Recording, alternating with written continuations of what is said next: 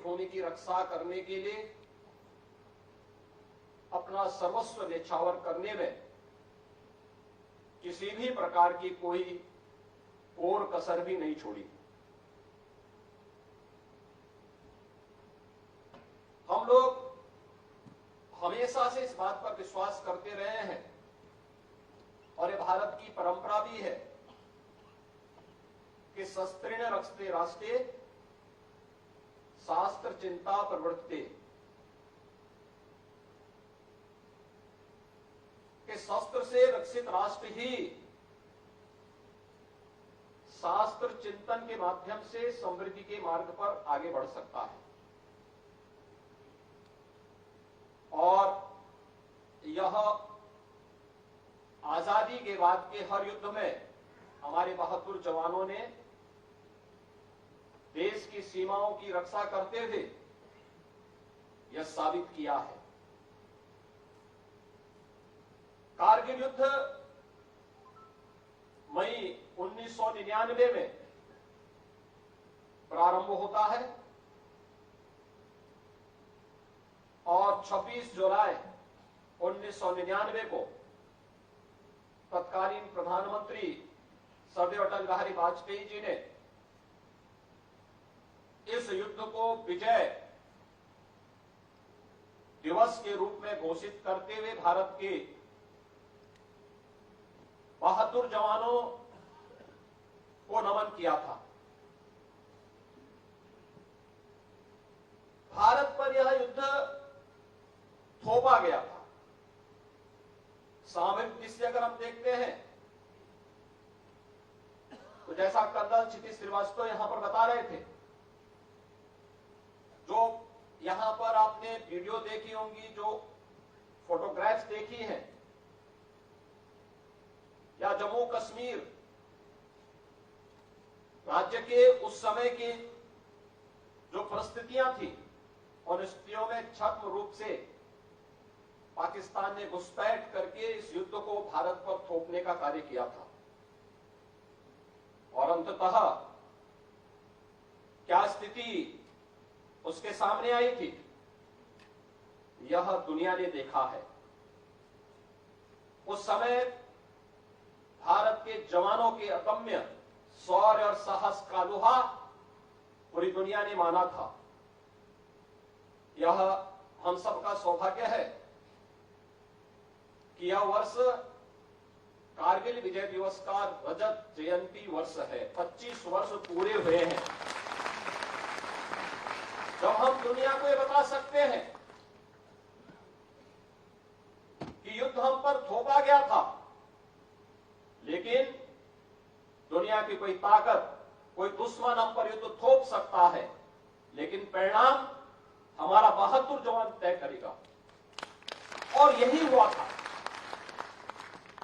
यही देखने को मिला था कि परिणाम हमारे बहादुर जवानों ने अपनी विकट स्थिति के बावजूद, आप देखेंगे पहाड़ी के ऊपर दुश्मन बैठा है और हम लोगों को एक वैली पार करते हुए उसके तलहटी पे जाकर के फिर वहां पर उस पर अपना कब्जा वापस लेना है। तो हमारे लिए विपरीत परिस्थितियां थी, लेकिन दुश्मन हमारे बहादुर जवानों के सामने कहीं ठहर नहीं पाया। और युद्ध के परिणाम के बाद जो स्थिति हम सबके सामने थी, यह उत्तर प्रदेश का सौभाग्य है कि हमने युद्ध में अपने कई जवानों को शहीद होते हुए उस दौरान देखा था। लेकिन युद्ध के परिणाम के बाद यह हम सब जानते हैं, कैप्टन मनोज पांडे, जो लखनऊ सैनिक स्कूल, जो देश का पहला सैनिक स्कूल है, इस सैनिक स्कूल के छात्र जिन्होंने अपना जीवन प्रारंभ किया और भारत का सैन्य का सर्वोच्च सम्मान परमवीर चक्र उन्हें प्राप्त होता है। ऐसे ही आपने देखा होगा कि योगेंद्र यादव इस कारगिल युद्ध के दौरान, उन्हें भी उनके अदम्य साहस के लिए भारत का सर्वोच्च सैन्य सम्मान परमवीर चक्र से सम्मानित किया गया। अनेक हमारे सैन्य अधिकारी, मेजर रितेश मिश्रा, लांस नायक केवड़ानंद द्विवेदी, राइफलमैन सुनील चंद, एक लंबी श्रृंखला है जिन्होंने मातृभूमि के लिए अपना सर्वोच्च न्यौछावर करते हुए इस युद्ध के दौरान भारतीय सेना के शौर्य और पराक्रम का अद्भुत प्रदर्शन करते हुए सम और विषम परिस्थितियों का सामना करते हुए इस युद्ध के परिणाम को एक समय सीमा के अंदर भारत के पक्ष में करते हुए दुनिया के सामने भारतीय सेना के शौर्य और अद्भुत साहस का परचम लहराने का कार्य किया था। दुनिया की बड़ी बड़ी ताकतें हस्तक्षेप करना चाहती थी, लेकिन उस किसी भी प्रकार के हस्तक्षेप के बगैर भारत ने इस युद्ध को अपने पक्ष में मोड़ा था और इस युद्ध के परिणाम स्वरूप आज रजत जयंती वर्ष में, कारगिल विजय दिवस के इस रजत जयंती वर्ष के अवसर पर हम सबको यहां पर उन वीर नारियों, उन परिवार के सदस्यों को जिन्होंने अपने परिवार के सदस्यों को इस युद्ध के दौरान खोया था, उन्हें आज यहां पर सम्मानित करके स्वयं को गौरवान्वित करने का अवसर प्राप्त हुआ है।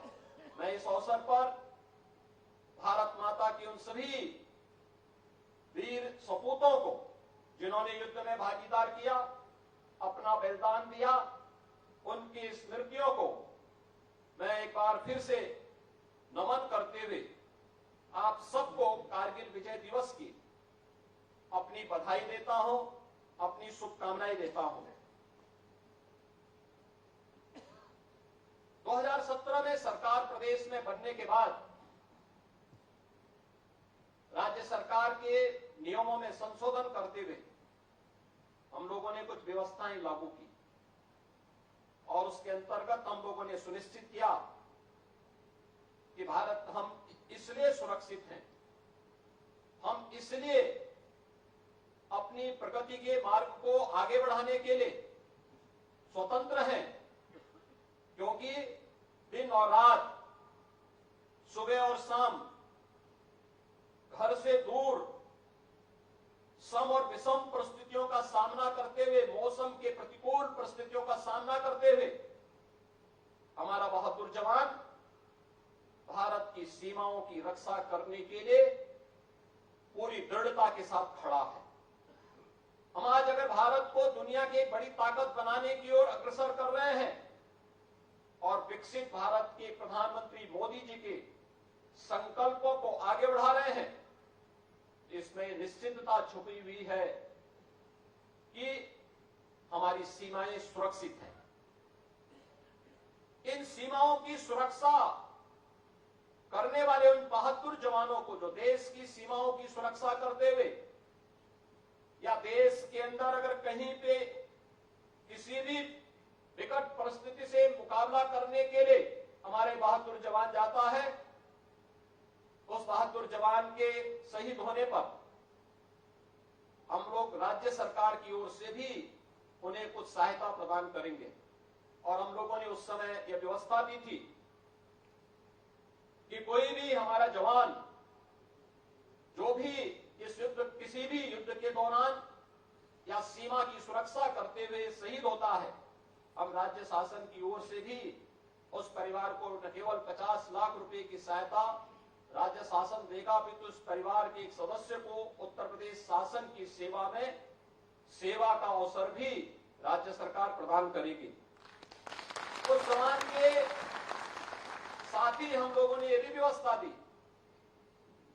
कि राज्य के अंदर जिस गांव, जिस नगर, जिस कस्बे का वो जवान रहने वाला होगा, उस जवान की स्मृति को हम आगे बढ़ाने के लिए उनका एक भव्य स्मारक या किसी इंस्टीट्यूट का नाम, किसी इंस्टीट्यूशन का नाम या किसी मार्ग का नामकरण उस जवान के नाम पर करेंगे। और ये सिलसिला 2017 से लगातार प्रदेश के अंदर हम लोगों ने इन कार्यक्रमों को प्रदेश के अंदर लागू किया है। मैं आज के उस अवसर पर अपने सभी बहादुर जवानों को इस बात के लिए आश्वस्त कर रहा हूं कि राज्य सरकार सीमा की सुरक्षा करने वाले सम और विषम परिस्थितियों में भारत मातृभूमि के लिए पूरे समर्पण भाव के साथ कार्य करने वाले उन सभी बहादुर जवानों के साथ सदैव खड़ी है और जिस भी स्तर पर सहयोग की आवश्यकता पड़ेगी, हम सेना के मनोबल को आगे बढ़ाने के लिए सेना के साथ कदम से कदम मिला करके राज्य सरकार सदैव सहयोग करने के लिए तत्पर रहेगी।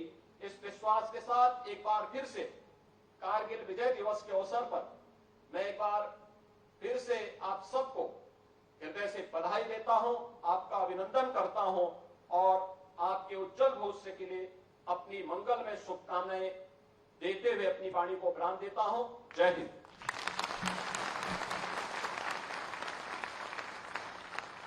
आपके ओजस्वी एवं ऊर्जावान उद्गारों के लिए आभार श्रीमान। आपका हर शब्द राष्ट्र सर्वोपरि का संकल्प है, मां से पहले मातृभूमि का आह्वान है, हर सैनिक के लिए कर्तव्य पथ पर डटे रहने की प्रेरणा है। जैसा कि आपने बताया, शूरवीरों की पावन धरती उत्तर प्रदेश, जिसके कण कण में बहादुरी एवं बलिदानों की प्रेरणा है।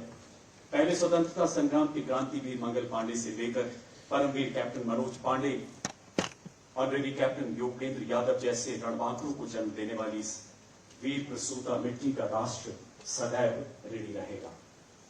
है नमन उनको की जिनके सामने पौना हिमालय, जो धरा पर गिर पड़े और आसमानी हो गए हैं। इस जहां में शौर्य की जीवित कहानी हो गए। आप सभी से आग्रह, कृपया राष्ट्रगान के लिए अपने अपने स्थान पर ससम्मान खड़े हो जाए।